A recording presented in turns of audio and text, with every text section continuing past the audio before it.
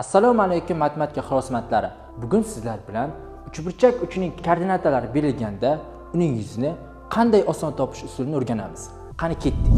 Misol uchun ABC uchburchakning A uchining koordinatasi 3/4 ga teng, B uchining koordinatasi 2/1 ga teng hamda C uchining koordinatasi 5/6 ga teng bo'lsa va ABC uchburchakning yuzi so'ralgan bo'lsin, ABC uchburchakning yuzini barobar quyidagi ketma-ketliklarni bajarish orqali topamiz.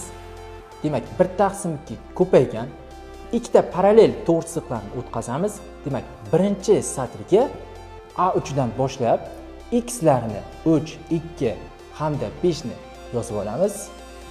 A ikkinchi satrga esa y larni, ya'ni xuddi shunaqa A3 dan boshlab 4, 1, 6 ni yozib olamiz.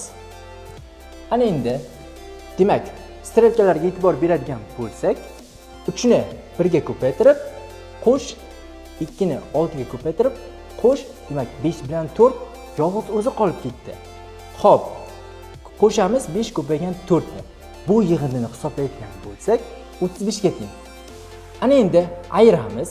Qizil strelkaga e'tibor berib qaraydigan bo'lsak, demak, y ni buni x ga ko'paytiramiz. Ya'ni 4 ni 2 ga ko'paytir, qo'sh, 1 ni 5 ga ko'paytir, qo'sh va 6 bilan 3 qolib ketdi.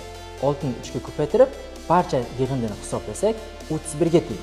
Demak, ikkita yig'indini bir-biridan ajratgan bo'lsak, bu 4 ga teng, shuning yarmi 2 ga teng.